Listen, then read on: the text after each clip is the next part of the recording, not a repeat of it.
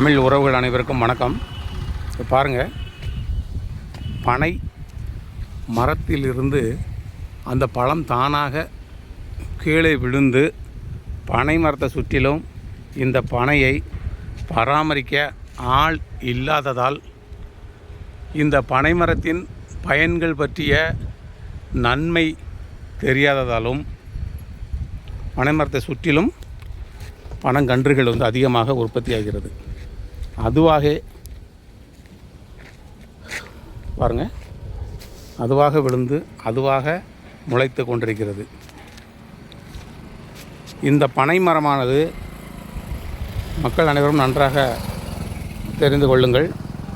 இந்த பனை மரத்தை நாம் நடவு செய்து வந்தோம் என்று சொன்னால் அது வளர்ந்து விட்டால் இந்த பனை மரத்தை எதுவுமே சாப்பிடாது.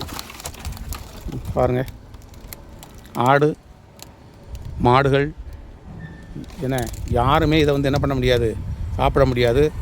மலையடி ஓரத்தில் இருக்கக்கூடிய யானைகள் வந்தாலும் இந்த மரத்தை மட்டும் எந்த விதமான சேதமும் செய்ய முடியாது. அந்த அளவிற்கு இது இறைவனோட படைப்பு, உன்னதமான ஒரு படைப்பு, நாம் உணவு உண்கக்கூடிய ஒரு படைப்பு என்பது முற்றிலும் உண்மை. இதை வேலி ஓரங்களில் நட்டு வைத்தால் மிகவும் பாதுகாப்பாக நமக்கு இருக்கும். நம்முடைய இடமும் பாதுகாப்பாக இருக்கும், இந்த மரமும் பாதுகாப்பாக இருக்கும்.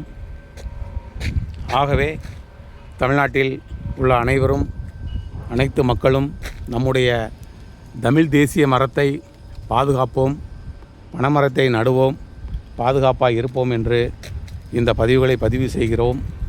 நம்முடைய மக்கள் தயவு செய்து இந்த பனைமரம் நிற்கக்கூடிய இடங்களில் விழும் பழங்களை எடுத்து அதை முறையாக நடவு செய்ய வேண்டும் என்று கேட்டுக்கொள்கிறோம். இல்லை என்றால் நம்முடைய பனை விதைகள் கிடைத்தால் தமிழ்நாடு பனை தொழிலாளர் நல வாரியத்திற்கு தாங்கள் இந்த விதைகளை நீங்கள் அனுப்பி வையுங்கள். மற்றவர்களுக்கு உதவும் வகையில் நாங்கள் உதவியாக எங்களுடைய பணிகளை செய்து கொண்டு வருகின்றோம். ஆகவே அனைவருக்கும் தமிழ்நாடு பனை தொழிலாளர் நல வாரியத்தின் சார்பாக மீண்டும் ஒரு நன்றியையும் நன்றி கலந்த வணக்கத்தையும் தெரிவித்துக் கொள்கிறோம். நன்றி, வணக்கம்.